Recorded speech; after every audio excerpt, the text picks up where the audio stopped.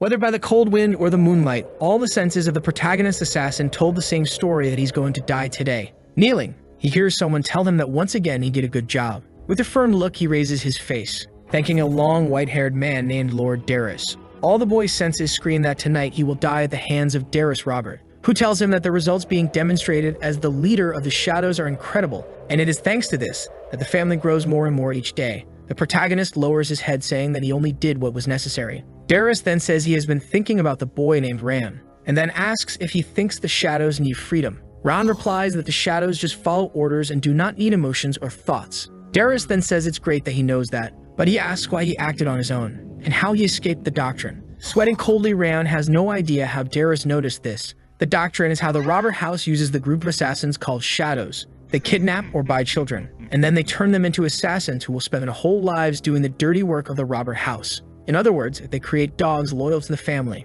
Ran also went through the doctrine, but thanks to a special encounter on one of his missions, he managed to break free from the chains that imprisoned him. Right after, Ran asks Darris how he knows this. Darris soon replies that all assassins have two prisons and one of them is the doctrine, which somehow he managed to escape. And snapping his fingers, he says the second is this, launching an attack towards Ran and making him spit blood. The pain was so intense that he could barely stand, with his heart threatening to explode at any moment. Darris then reveals that this pain was caused by a fury worm, an insect implanted in Ran's body that devours his heart, being the worst kind of witchcraft. The protagonist then asks if the doctrine was not enough and if it was really necessary to contaminate him with a fury worm, taking advantage of the situation and calling Robert crazy. But Darris soon responds saying it's just a precaution, and that he could not forget the fact that someone managed to escape the doctrine. With a macabre smile, Darris says that everyone wears a mask and that his mask is just a little better than the others. Our protagonist was kidnapped at an age he does not remember, and then he grew up being an assassin of the robber house. Even when being the leader of the shadows, he still lived a sad and emotionless life.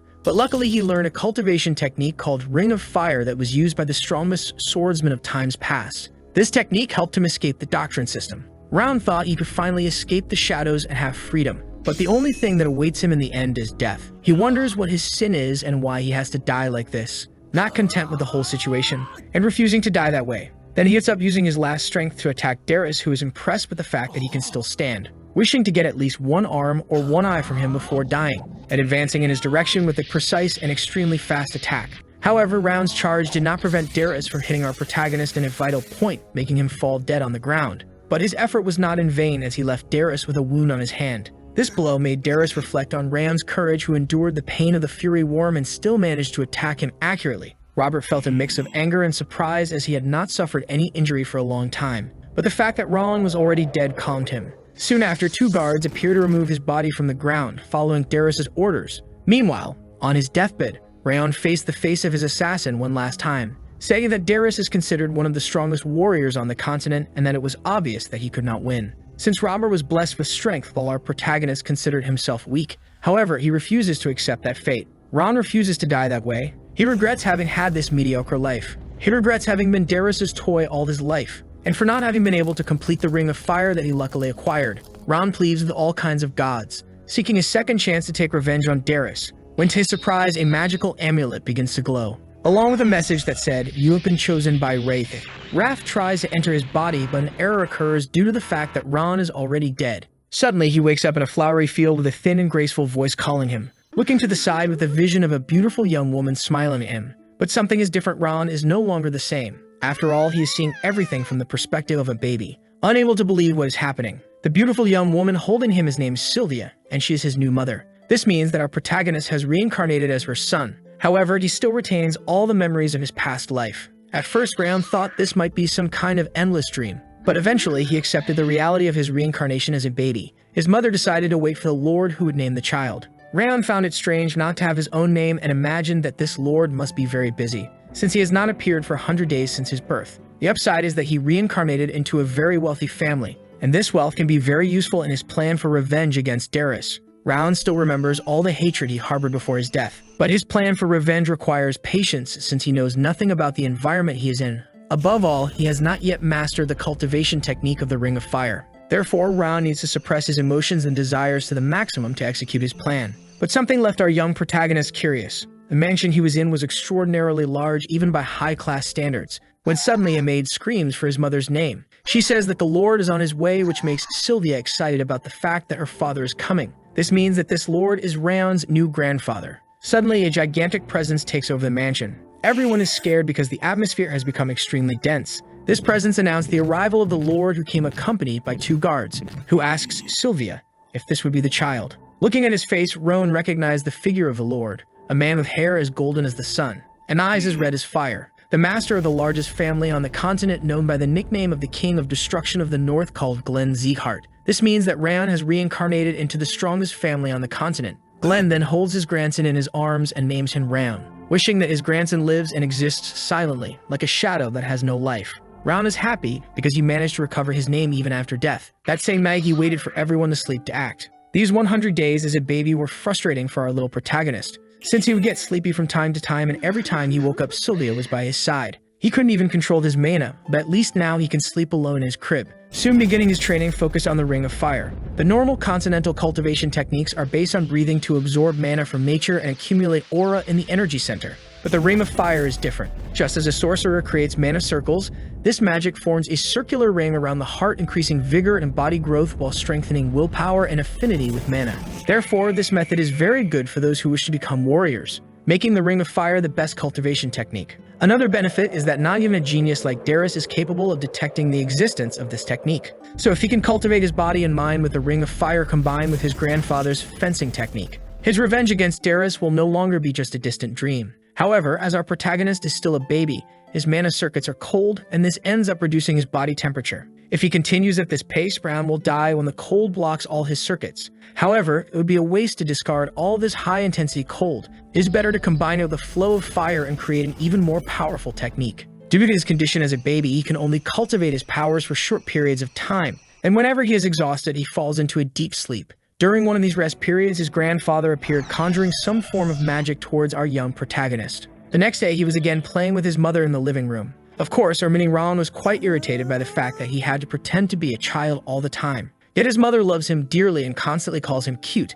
Suddenly, a hoarse voice calls for Sylvia. This voice belonged to an old man called the Ragged Saint. The saint soon warns Sylvia, saying that she could call him only Old Man. This saint is recognized for his abilities of divine power and art that are at their peak. He is the most famous healer on the continent, but his thirst for travel makes him quite difficult to find. The old man then says he was traveling the continent when he heard rumors about Sylvia's son, saying that little Round really had pulled the mother's genetics. The old man holds Round in his arms, looking at the baby cautiously before asking Sylvia what would be the child's name. Sylvia softly replies that his name is Ron, and the old man questions if the name was not chosen to be linked to the shadows on purpose. A sigh escapes Sylvia's lips, confirming the old saint's suspicions, who gets irritated with the choice of Rand's grandfather for such a gloomy name on his grandson. Round soon realizes the informality with which the saint refers to his grandfather, remembering the rumors about the friendship between the Ragged Saint and the King of Destruction of the North. The old man decides then to check the baby's health, casting a magic towards Round's chest, but unfortunately, the results are not good.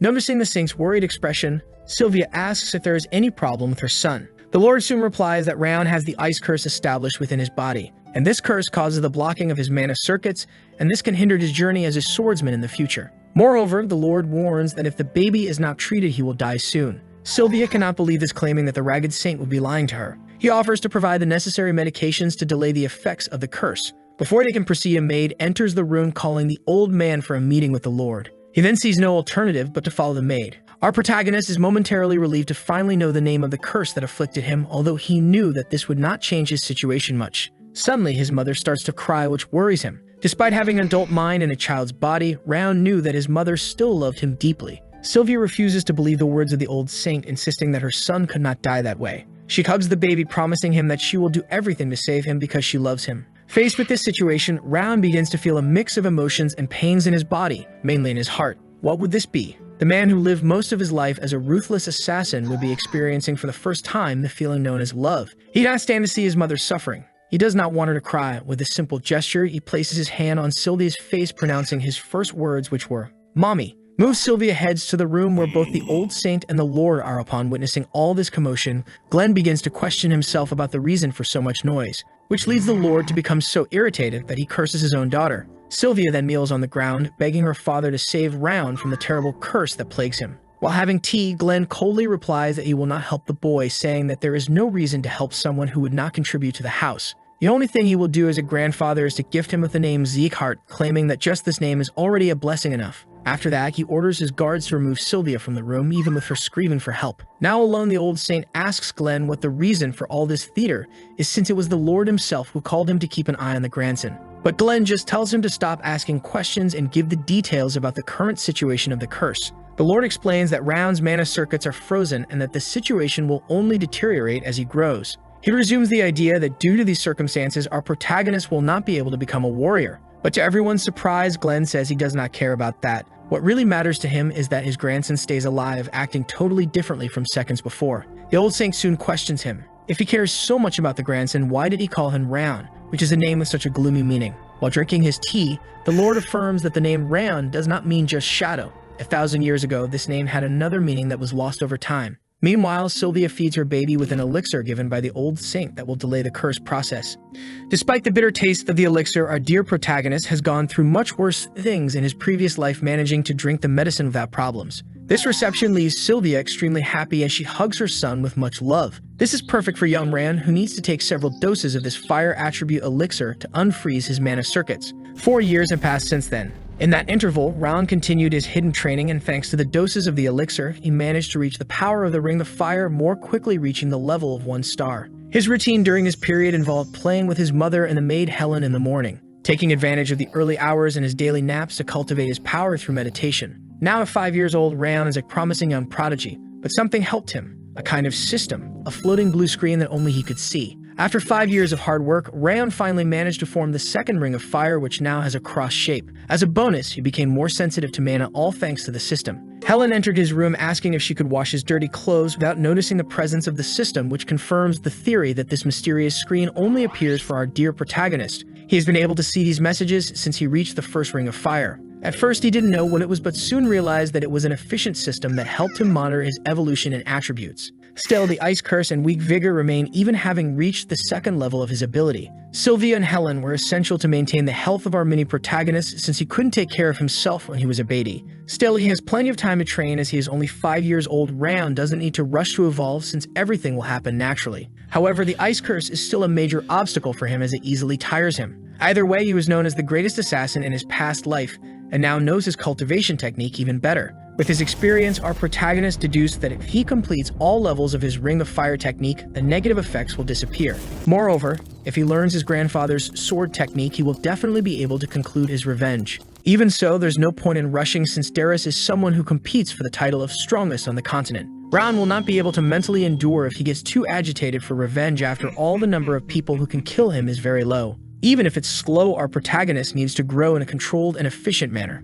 When the time comes, he will conclude his plan for revenge. While Ron was lost in his thoughts, his mother enters his room asking if he remembers that they had an appointment together. She asks Rand to change clothes so they can go to the main building. The Zegar house, where Round reincarnated, is one of the 6 great houses that maintain the balance of power on the continent. The 6 kings control vast territories while demons threaten peace. Besides them, other forces perform a judgment ceremony to decide whether someone is good or evil, and today is the day of the Zegar house judgment. In the main building, everyone was chatting quietly until Round and his mother enter the room. Immediately, looks of disapproval turned to them, calling Sylvia a failure and insulting little Round. Seeing the insults, our little protagonist wondered if there was some circumstance he was unaware of. Although he didn't care about the insults directed at him, he felt uncomfortable with the attacks on his mother. Noticing Round's discomfort, Sylvia smiles calmly and tells him not to worry, just to watch. Soon after, the Lord enters and sits in his chair. Everyone was already present, so Glenn invokes a giant sword, the Judgment Sword, starting the ceremony. This sword is capable of measuring a person's talent for mana. Children are usually tested at 4 years old to determine the amount of mana they possess. The first to be tested is Buhner Zeekhard, who by placing his hand on the sword made it shine intensely, indicating a high level of mana with the attribute of wind. Everyone applauded Buhner for his exceptional talent. Next is Runan Sulian from the vassal house of Sulian, and the sword also shines intensely, showing another emerging genius. Watching closely, Round finally understood how the sword worked. The distance the light reached on the blade indicated the purity of the mana, while the attribute was shown at the tip of the dagger. Our young protagonist knows that his result will probably be bad due to the ice that blocks his mana circuits, but Round didn't care much about that. The narrator then announces that it's our little one's turn. His mother encourages him, saying not to be afraid. His only goal is to find out which attribute would be better for his new body. He then finally places his hand on the sword and is suddenly enveloped by a vision. An imposing man stands before a horde of monsters gathering a colossal amount of mana. With a single swing of his sword, the man annihilates all the monsters and Ran returns to reality. However, the mana of the Judgment Sword was concentrated only at the tip, which is a result well below average. Observers begin to insult Ran and his mother again, but Sylvia always calm praises Ran for what he did. However, the insults continue until Glenn intervenes, ordering silence. He then ends the ceremony, sending everyone away. After everyone leaves, the Lord thinks that this is the most Ran can achieve, not expecting much more from him as a warrior. However, something unexpected happens. Ran's energy explodes and the sword radiates an intense golden light. This is the aura of the first chief of the Zard family, a transcendental power strong enough to dissipate the devil's fire. The golden mana and golden fire had only appeared once in the history of the Zard Empire, and now it's before Glenn again. Surprised, he wonders what Ran would be. Years have passed since the first judgment ceremony, and now the protagonist is 12 years old. With constant training, he is about to reach the third ring of the Ring of Fire. His resistance to the water attribute increases to 2 stars, and the ice that once blocked his mana circuits disappears. His movements are still difficult, but compared to before, he is much better. While reflecting on his progress, Ran notices someone approaching. His mother arrives, reminding him that they need to get ready so they won't be late for the second judgment ceremony. Ran, although reluctant, knows that he will have to face those frustrating moments again. Hours later, Lord Glenn informs him that he must participate in basic training as an obligation for being a family member. Ran, confused, knows nothing of this, and clearly, it was his mother who hid the order, defending him by saying that he still has a lot of ice inside him and would not withstand the rigorous training. Glenn, impatient, responds that this justification is not acceptable in the Zihar house. Sylvia argues that Ran's health is a priority, but the inflexible Lord states that all members of the Zihar family must undergo training. It is also revealed that our protagonist's mother does not even have an energy center. Ran then connects the dots and finally understands why Sylvia is so despised. She ran away from home and family rules. It was she who broke her own mana circuit and her own energy center. After making this decision, Sylvia fled home with her husband and our protagonist's father. However, unfortunately, her husband died after she became pregnant, forcing her to return to her family. Due to all these occasions, Sylvia began to be treated with contempt since she abandoned everything that was given to her. Ran realizes that he will need to find a way to deal with the training without compromising his progress in cultivating the Ring of Fire. He knows that to take revenge on Dearest and free himself from the shadows of his past, he will have to overcome all obstacles, including those imposed by his own family. Determined, he decides that he will participate in basic training, but will continue to cultivate his ability in secret. Then our protagonist goes towards his grandfather, saying that it is his duty to honor the name of his family. At that hour, Glenn, visibly annoyed, asks how Ran dares to utter the name Zihar with his mouth. With overwhelming pressure, he questions whether our protagonist understands the seriousness of mentioning that name. Under this immense pressure, Ran begins to bleed as if his body were being torn apart. With just his gaze, Glenn managed to affect him more than Darius Robert. His mother and a nearby man try to intervene, appealing to Glenn's compassion in the face of Ran's fragility,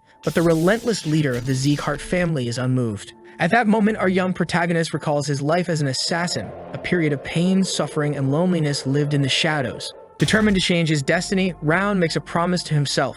He is Ran Zieghart, and he is determined to restore his mother's status. With fierce determination, he stands up, declaring that he wishes to participate in the training to understand the true greatness of his surname. Glenn warns that basic training is not enough to understand the greatness of the family, but Ran insists, saying that this is the only way he sees to resolve the situation. He promises himself that he will show everyone how resilient and fearless he can be. Meanwhile, Karun Zieghart, master of the Central Martial Palace, questions his subordinate about how Ran can move even in his debilitated health state. His subordinate mentions reports from maids about a conversation between Lord Glenn and the Ragged Saint talking about the Ice Curse. Karun recalls his last encounter with young Ran and ponders the fact that his body was not normal at that time. He also recognizes the enormous talent that Sylvia possessed before abandoning her own powers. Then he orders spies to be placed to watch them, following their every step. Meanwhile, Lord Glenn walks towards the 5th training field of his family. At the site, he finds a man lying on a couch, with red hair, pointed ears, and a face covered by a hat. Glenn tells the man to stop pretending he's sleeping,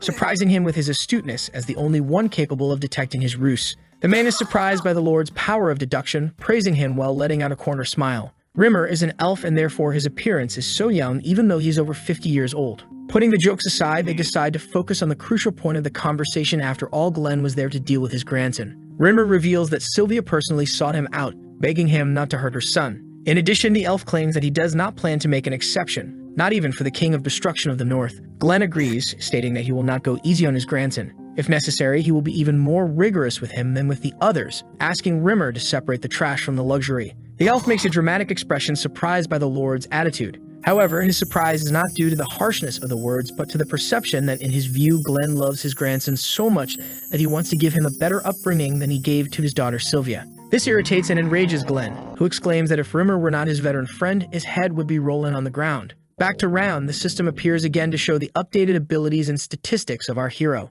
He also notices that his perception attributes have increased as well as his intelligence. During his training, Sylvia helps him up, scolding him for pushing himself too hard on the first day. Thanks to her preventing him from overexerting, his muscles began to develop more rapidly. But this is just the beginning of his journey. The Zeekhart training is famous for being tough, and 3 stars is only the level necessary to start as an apprentice. Our protagonist intends to earn his family's trust and silence all who criticized him. Then after all this, he plans to go after the head of the Celestial Sword Saint. While Ron was lost in his thoughts, his mother enters the room asking why he hasn't gone to sleep yet. But Sylvia didn't come here just to scold her son. She plans to say something important, asking our mini protagonist if it's really necessary for him to go to this training. Honestly, she still wants to prevent her son from continuing with this whole idea. She asks Rand to wait a little longer, at least another year to get ready. But our protagonist is stubborn and says he can no longer wait. Whenever he sees people from the collateral lineages looking down on his mother, he gets so frustrated that he can no longer hold back, which makes him think that if he trains hard, they will no longer look down on Sylvia, and she will finally be treated with the respect she deserves. His mother then says it's time for him to know why they live alone and are looked down upon. She reveals that she met Rand's father while he was on duty, but it was difficult for Sylvia to get permission to marry. So being able to live with her beloved, she decided to sacrifice her status and destroy her mana circuits and energy center. In addition, it is also revealed that before Round was born, Sylvia had another daughter 2 years older. Her name was Shia. While they were living peacefully, an Eden squadron that knew her face ambushed them. Round's father was not very strong and Sylvia was pregnant, leaving her unable to fight. For this reason, they couldn't do anything with the guards who easily subdued them. Fortunately, Lord Glenn had placed guards to watch his daughter, anticipating that this kind of thing could happen. But when they arrived, it was too late. At that point, both Rand's father and his sister had already died. Sylvia had nowhere to go and had no choice but to return to her family. That's why she is known as the sinner of the Zeekhart house. Surprisingly, our protagonist was not moved by his mother's sad story. Quite the contrary. He came to the conclusion that Sylvia is a very selfish person. She abandoned her family's responsibility to seek happiness and only returned to beg for her own life. Now Ron understands the reason for the treatment she receives,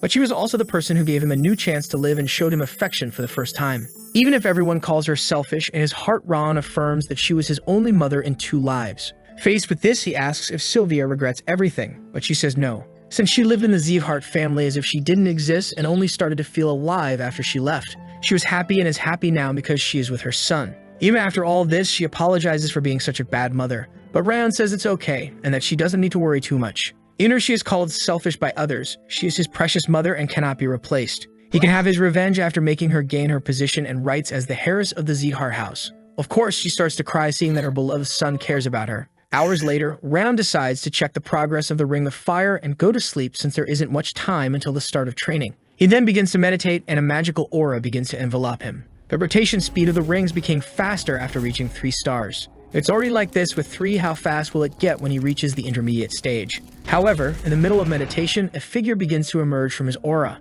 She whispers saying that the time has finally come. This figure tells Round that the wrath he's shown has reached him, and introduces herself as Wrath, saying that in the name of the second monarch of the demonic kingdom, she will help him fulfill his revenge. Obviously, our protagonist was scared, asking what was happening. The system soon reappears saying that Wrath has awakened and that 2 special characteristics have been activated. The fury that Round fed before his death reached the King of Essence, who asked him to offer his body and soul. But soon Wrath realized that who was before her was a child, making her question who he was, saying that the feeling of revenge she saw could not belong to a blonde brat. But soon he backs down since in the depths of Rand's heart there is a huge bitter feeling. The creature says that if our protagonist gives his soul, she will ensure that revenge occurs. Round quickly connected the dots and realized that Wrath appeared because of his anger against Darius before dying and that she is quite late. Because of this, he decides to deny the creature's help, saying that he will achieve his revenge with his own hands. Round will never have another chance like this, not being able to let anyone take revenge for him. However, Wrath did not come for negotiations or to ask for a deal,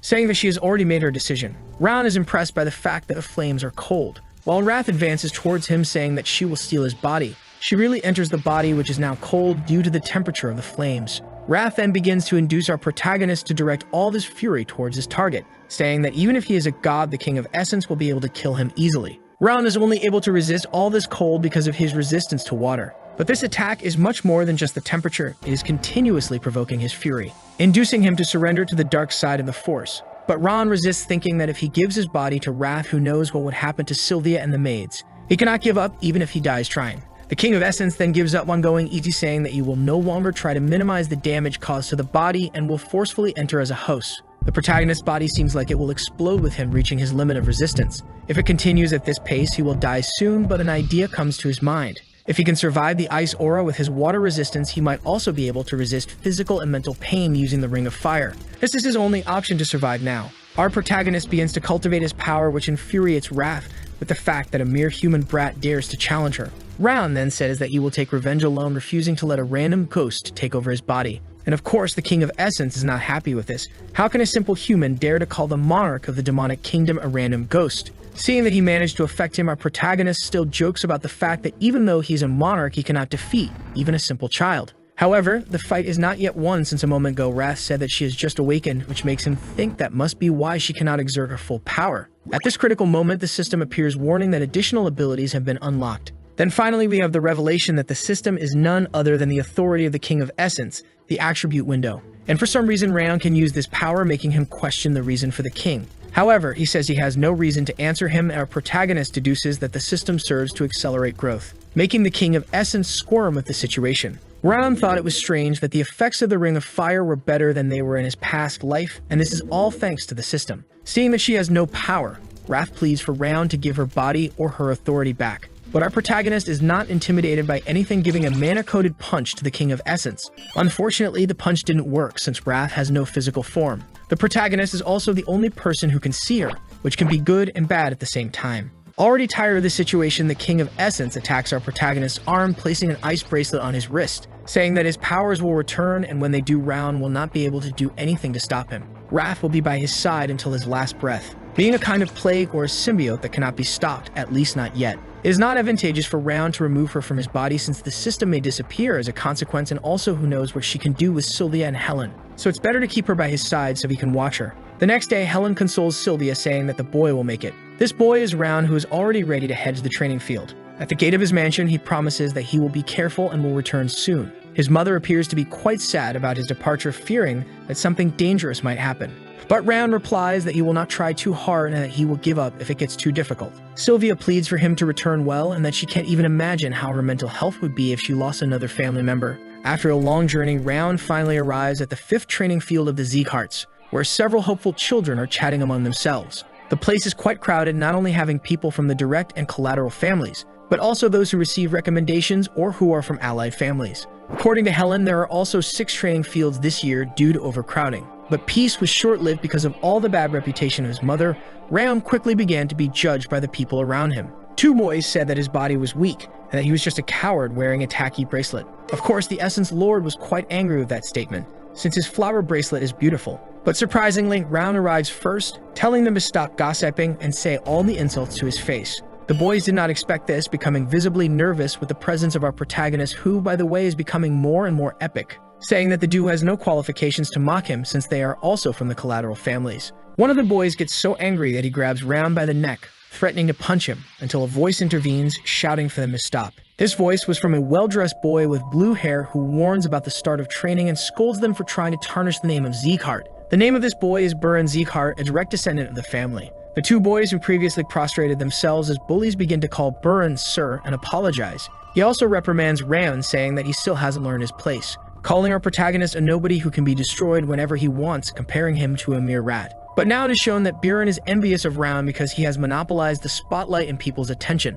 But our protagonist doesn't take any nonsense from anyone and says he's heard enough crap, making Buren have the most scared face I've ever seen. Round continues, saying that he is just a direct descendant who has no status at all and has no authority to make that choice. And the only way for him to get that authority is if he goes crying to Daddy. Of course, this made Buren angry, already preparing an attack against our protagonist, until the red-haired elf kicks the door, interrupting the fight. Round also knows him. He is Rimmer of the Radiant Blade, who retired after his energy center was damaged. Rimmer then tells them to continue the fight after the end of the ceremony, which leaves Buren frustrated. He then introduces himself as the instructor who will guide them in training, also saying that more than 160 people have signed up for training and he will have to reduce that number through a test. Rimmer then reveals that out of 160 people, only 40 will actually pass, causing a commotion among the audience. Then he says he is just separating the trash from the luxury, the same expression used by Glenn on his visit. The Essence Lord is also watching everything, getting very angry. Continuing, Rimmer says that it is the law in this training field and that dictates everything that happens, telling the weak to return home.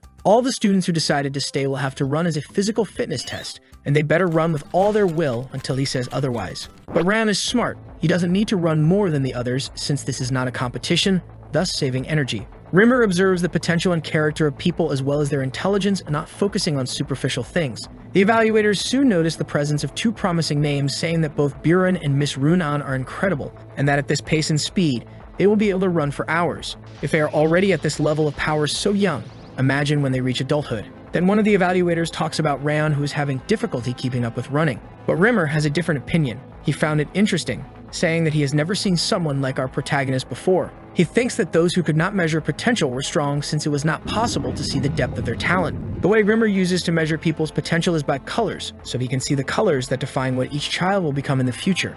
But for some reason, Rayon has no color. This means that his potential is above what Rimmer can see, which makes him very excited. With his usual perspicacity, our protagonist notices that something wrong is happening. It was supposed to be training, so why are they just running? In his past life, children were tested with hungry beasts, forcing them to run for their lives. So compared to what he went through in his previous life, this test is too easy. Rayon then used his motivation as fuel to keep running, which made Rimmer curious, asking how he can still keep up with the run since the vigor of his body has been exhausted for a long time. Logically, Rayon should not be able to gather any breath, and this immense willpower should only be possible in warriors who have continuously trained and experienced death multiple times. Our protagonist is almost catching up with Buren, who wonders how he is still standing even with that state of health. According to the Ragged Saint, Sylvia's son was in a very deteriorated state due to the curse. In this situation, the blue-haired boy calls everyone annoying, activating his maximum speed mode, the aura control. With this transformation, he will show everyone that there is an overwhelming difference in skill between them. But Realm is not intimidated. After all, they were all children despite the noble way of speaking, including the competitor Runan, who manages to be more mentally mature than Buren. Our protagonist has no reason to be instigated by the competition. After all, this marathon is a battle against oneself. Several participants already fallen on the ground wonder how Rayon still stands without even showing physical or mental fatigue. But this is not easy. He is almost dying because of the coldness in his body caused by the Essence King. Rayon feels as if his heart and lungs are being crushed, and the only thing that helps him is to gather his vigor using the flaming ring technique. He needs to go all out to extract the maximum efficiency from his power, until Wrath interrupts his thought, calling him pathetic because of his physical state. Investing in the idea of asking Rayon to donate his body, promising that with her help he will be able to surpass Baron and conclude his revenge. Revealing that she will freeze everyone in the competition, which is clearly a terrible idea. The Essence Lord then advances towards Rayon, who is already physically weakened by the marathon. But he has to resist even with his senses leaving him because of the fury. His only option is to pretend that he is full, thus making Wrath give up the attack, but this bluff did not work since she knows Rayon's physical state, so it's just a matter of time until he is completely dominated. Rayon needs to endure, and if he shows any sign of weakness, he will be devoured instantly. All this resistance theater leaves Wrath quite furious that her power isn't working. But our protagonist is indeed being affected, feeling pains worse than death. His vision is blurring and he can't even breathe. So how long will he be able to resist this? Luckily, the marathon is finally ended, preventing our protagonist from dying. Obviously, the Essence King is not pleased with this, asking how he managed to endure for so long. Nevertheless, this clearly helped in the growth of his ring, and his body also developed thanks to the attributes. When suddenly the system appears, warning that due to extreme effort, Rayon has achieved an increase in all his attributes. Witnessing this, Wrath wonders why her own system is giving extra attributes to her host. Back to the competition, now that the marathon has ended, Rimmer congratulates everyone who held on until there, and everything he said earlier about eliminating more than half of the participants in this test was a lie. Obviously, this caused confusion among those who remained, who had to run in vain. After all, there's no chance he would eliminate so many people just on the first day, plus he never said that participants would be eliminated in that test. But if they continue training like today, most will certainly be eliminated. The order given to them was to run at full speed, but none among the 160 present complied with the plan except for one person. Rimmer also takes the opportunity to mock Buren, saying he was dumb enough to use aura. But they definitely won't fail the next exam if they follow his instructions. All those who continue will be temporary apprentices from now on until the exam that will take place in 6 months. Rimmer even plans to give a prize to the best apprentice during this period. After that, the students will be allowed to live in the high-quality lodgings that the house has prepared for them. After speaking, our dear red-haired elf went to report the exam result to Lord Glenn, who immediately questions whether his grandson performed well. The patriarch knows how good Rimmer is at judging people and discovering their hidden potentials. The elf comments that all children have latent potential, but he couldn't see any of that in Ran. Rimmer can't even understand how he kept running until the end, and this was the first time he has seen something like this since the young days of Lord Glenn. This makes him very happy after all. Every day has been so boring since his energy center was damaged, but he feels that things are going to get interesting. Glenn retorts, saying it was Rimmer who chose to be instructor of the apprentices, and that he should focus on his work without getting distracted, thus leaving the elf alone. However, he makes a very intriguing statement, saying that he has the feeling that he will be able to entrust his future to one of those apprentices. While walking, the King of Destruction of the North says that Round's path is long and that due to his conditions, it will be very difficult for him to become a warrior. However, our dear elf doesn't believe that, saying that old Glenn knows he is wrong. Back at the training field, we see several other children staring at Round, saying that it doesn't make sense. Talking among themselves, they say that he must have used some kind of trick, and that there's no way he could have endured all that. We are introduced to Crane Zeekhart from the collateral language, who deduces that our protagonist only achieves such a feat because of the elixir. He heard rumors that the Ragged Saint gave him one, leaving the other two young men surprised. They conclude that Ron was only able to run because of the powers given by the saint, and that he pretended to be talented just to attract attention. Crane argues back, saying they should teach our young protagonist a lesson, who appears taking a beating and being thrown forcefully against a tree. Rahman questions why he is being beaten. The enraged boys quickly respond that he was abandoned by the direct lineage and dared to steal using the power of a magical elixir. But our protagonist is not shaken, thinking about the stupidity of that reason, and that this is expected of children. The three fools prepare to beat him with very psychopathic looks. Crane then advances towards him, concentrating a small amount of power in his fist. Wrath soon instigates him, asking if Ron is really going to hold back after being treated like trash, even if the reason is silly. And with an innocent look, our young protagonist delivers a big punch to his opponent, making him bleed from the mouth and fall unconscious on the ground. Obviously, everyone is surprised, including Wrath herself, who did not expect such a reckless action. After delivering the biggest punch in anime history, Round tells him to talk with his fist, a phrase quite common for a child. He also activates psychopath mode, telling the other two to come at him. The first is easily subdued with a simple blow to the arm. The second also takes a punch to the face after trying to mock our protagonist. Not even poor Crane gets peace while unconscious as another blow hits him in the stomach. And obviously, Essence King loved it, having an incredible view of the biggest beating that happened in the work so far. The boys finally decide to surrender. The first two beg for forgiveness, saying they can't even breathe, and Crane finally admits he was wrong. But Round is already going too far and doesn't care about that, stepping on the boy's hand and asking if someone ordered them to do this. Crane quickly responds that no, saying they did it on their own and that Burn has nothing to do with it. Lastly, Round asks if the three fools plan to tell about the dialogue they had, and obviously, they respond that they won't. But it's not over yet, and the protagonist decides to pull Crane by the hair, saying he will repeat the beating if they get in his way again. Scared, the boys beg for forgiveness and say they will never appear in front of him again. To our surprise, Rimmer observed the entire fight hidden in a tree, saying it was a beautiful spectacle, and that it was like watching the Lord fight when he was younger, in addition to praising the fact that Round has talent for martial arts, becoming eager to see the boy's evolution and how far his talent can reach. While going to the lodging, the system appeared, saying that Wrath is satisfied with his actions, and because of that, he gained an agility bonus. The Essence King was quite irritated with this, finding it absurd that he gains points just by satisfying him, but Round retorts that it was he himself who created the system. Wrath soon responds that yes, but she never got to test it with anyone, and all this only happened because our protagonist managed to steal her power. Round mocks the situation while getting up from his bed to grab a coffee. The ghost proposes a challenge. If he wins, he would receive attribute points as a reward, however.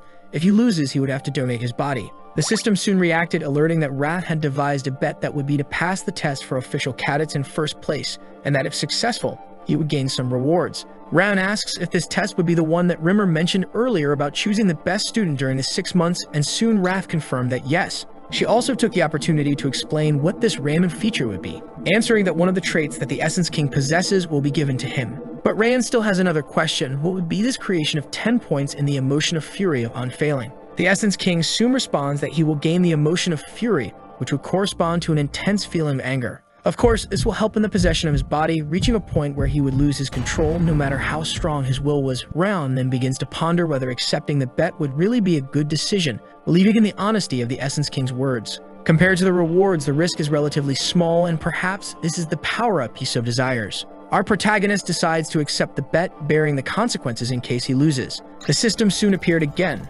alerting that he had accepted the bet with wrath. Round firmly believes that if he uses his experience from his past life, he will not lose. Back at the training field, several youths are visibly exhausted from intense physical exercises. We see that Rimmer instructed them to stay in a kind of horse stance which he judged to be very difficult to maintain. This is a stance that lays the foundation of all martial arts and is an exercise that all students must do, remaining motionless until further notice. Obviously, most students could not adapt to this routine of exercises, clamoring for fencing classes. After another tiring day of intense training, all the apprentices headed to their first fencing class. But for some reason, Round did not go with them, deciding to stay outside. Wrath soon asks why he did not go. Ron responds that he does not need to, since practicing fencing with his skills is a waste of time. What he needs now is not a sword, but strength and stamina. At this moment, his physical strength is worse than the others because of his cold aura, so basic physical training is more important. There's no need to rush things. After all, he should focus on strengthening his body. While Round does his physical exercises, someone seems to be watching him from behind the wall.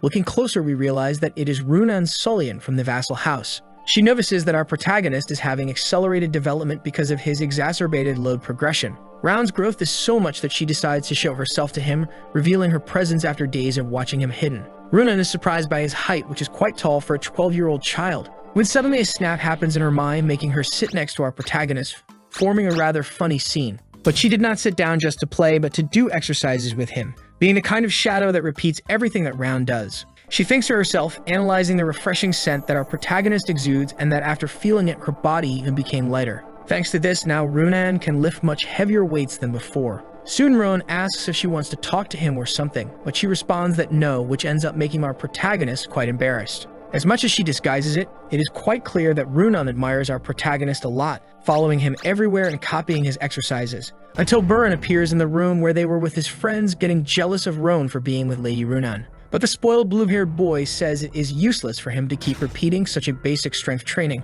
realizing that Round is physically weak and that no matter how much he tries, he will never be able to reach his level. Buran also deduces that it is better to continue and focus on his fencing training to pass the final test more easily. The three boys then leave the room, claiming that the results will speak for themselves on the day of the test proposed by Rimmer. While the protagonist was training, a kind boy appears, referring to him as Sir Ram. The boy introduces himself as Dorian, asking permission to train with them so he can learn properly. Our protagonist says he does not mind and that he can train with them if he wants. As a way of thanking him, Dorian decides to give him a cookie, saying it is delicious. With his usual experience, Roan decides to decline the gift and give it to Runan, who was already eyeing the cookie. Of course, this makes our young protagonist quite uncomfortable. After all, there was a strange girl who wouldn't stop staring at him. The three then began to train together, and as the days passed, they evolved more and more, mainly achieving physical and mental development. It has been 6 months since the beginning of the training. Now Roan is stronger, behind only two people, Baron and Runan, the most talented ones considered. Time passed until the morning of the day of the test finally arrived.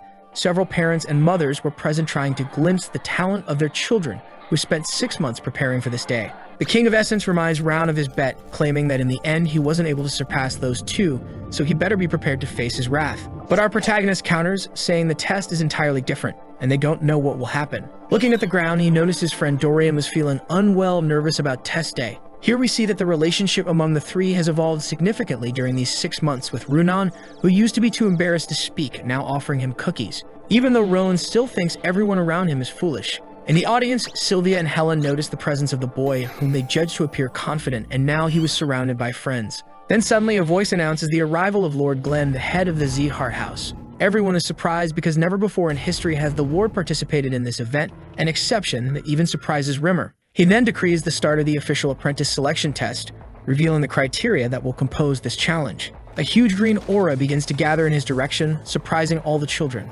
Until the test is finally revealed, it consists basically of crossing Rimmer's aura pressure, and whoever achieves this feat will be qualified. Pressure is just one of the things that cannot be separated from a warrior's life, and this test will judge the extent of this ability. Some parents witnessing the situation question him, saying the children were not yet prepared for this test. Rimmer then says that pressure is not only about the manifestation of aura, and true pressure is formed by the soul level a warrior has built from their achievements. Lord Glenn completes his reasoning, saying someone can exert pressure just by the way they have lived. Even someone without aura can have immense pressure based on the difficulty of their training. Our dear elf then shouts to the audience that he will ignore their interruptions and start the test right away. The first competitor will be Runan, who must be able to resist and overcome the pressure by touching Rimmer. He then activates it, hitting our competitor head-on, causing her to cross her arms. Rimmer quickly warns that she will be disqualified if she uses aura, having to pass using only the willpower she has built during training. Runan then takes the first step forward, resisting the pressure and touching the elf. He says she passed and that she managed to see the results of her hard work,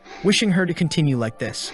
The next competitor will be Dorian, who is quite terrified at the prospect of taking the test. Rimmer also prohibits him from using aura, allowing only willpower. Our chubby friend quickly kneels, succumbing to the pressure. As always, sharp-eyed Ron notices that the pressure level for each person is different, as Rimmer is adjusting it based on each child's capacity. After much difficulty, Dorian also manages to pass, but his confidence is far too low compared to his abilities. For some reason, he vomits rainbows, perhaps some hidden power within him. Next up is Burin, who is quite confident, always praised for his talent. Upon activating the pressure, our spoiled blue-haired kid quickly succumbs, saying it's completely different when being affected and wondering how Runan managed to pass through it. Rimmer immediately warns him, saying that although he is indeed talented, his focus has been directed in the wrong place, focusing on swordsmanship instead of improving his physique and willpower. He also mentions that Burin always resorts to aura when things get tough, but if he uses it now, he will be disqualified. If the boy loses, he will be discarded by his family, which gives him a momentary motivation to advance and complete the test. Even though he passed, Rimmer advises him that he is just a child and needs to stop trying to act like an adult. Finally, the last participant chosen is Raun, who advances towards his test seeking approval. Then something unexpected happens. Rimmer applies an enormous amount of pressure on him, so much that even his grandfather is shocked. Our dear elf justifies it by saying that our protagonist's talent is certainly greater than the others, so he has no choice but to try and withstand it. But Raun is different from the others, as at this moment he possesses both the soul level of Raun Sieghart and the soul level of his past life as an assassin. This gives him a clear advantage in pressure tests, which are essentially based on a person's soul strength. With that, he easily overcomes the pressure, successfully completing his test. This left both Rimmer and Glenn astonished, saying that Raun's feats border on the impossible. The entire audience was surprised by this performance, wondering how that boy, who was considered trash not long ago, managed such a feat. Rimmer then questions him, asking what kind of monster he is.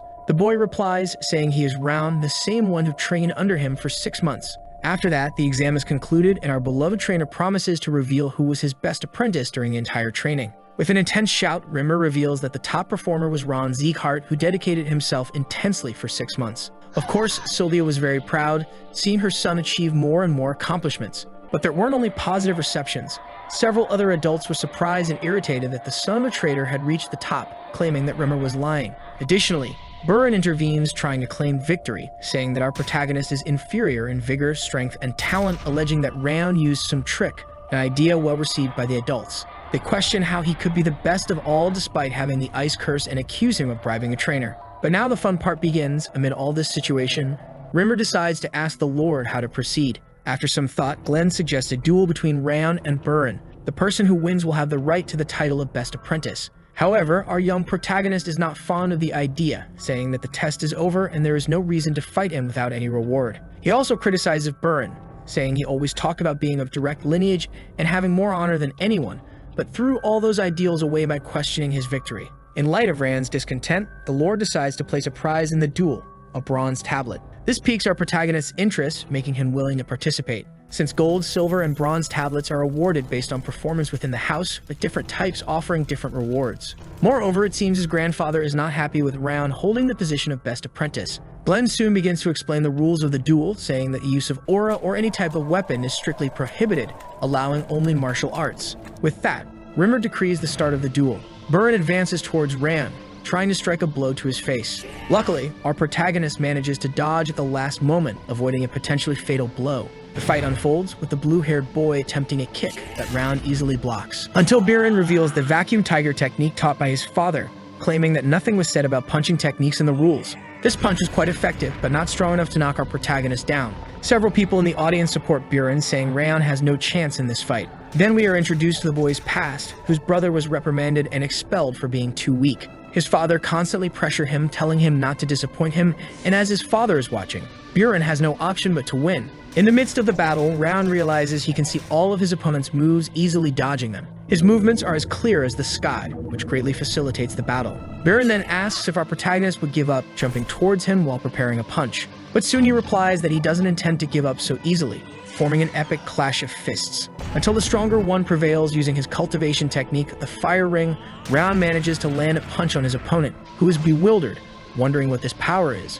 Watching everything, the audience goes crazy, saying such a result is impossible. Fallen on the ground, Biren asks how he knows about the vacuum fist. With a simple and direct answer, Round says he simply saw him using the technique. After being able to see for long enough, our protagonist just copied it. The entire audience is shocked by the fact that the boy was able to copy a technique so easily. Rimmer takes advantage of the situation to emphasize that our protagonist is a monster capable of nullifying the rotation of the vacuum tiger fist using a counterpunch with opposite rotation. This kind of talent cannot stay just at the top of the continent. This is what the Z-Carts are looking for, highlighting the fact that Round has a so-called celestial talent. He then decrees the end of the bout, declaring the result clear, shouting to the audience that the winner is Ron Z-Cart and ending the exam right there. Excited, Sylvia and Helen go towards their beloved son, who has now become a champion. His mother hugs him after being away for 6 months. Both cry with emotion while the King of Essence complains of being hungry, asking to go home soon. It is also shown that all families have gathered, showing Runan with her parents and Biren with his butler. But unlike everyone else, he was denied by his father, who now would leave him alone in the world. That same night, Biren tried to talk to him, volunteering in front of his desk. His father asks him if he remembers what he was told. The boy replies yes, remembering him saying to come back as the best apprentice and never lose to anyone. Charon completes, saying he told him to defeat the horror of the Solian house and come back as the best of his class, reprimanding him for not even being able to do that, losing to that piece of trash that was discarded from the main lineage. Asking Biren if he wishes to become like his brothers, he quickly replies that he has no intention of embarrassing his father this way. Charon then asks him to leave the room, saying that if he wishes to remain in the direct lineage of the Z-Carts, he cannot fail in his last chance. Biren leaves the conversation very shaken, punching everything he finds in front of him. And while having a panic attack, he blames everything on Rayon, promising to get revenge. And it is with this promise that we end the video. We are already preparing the continuation of the work, so subscribe to the channel to not miss videos like this. Until next time.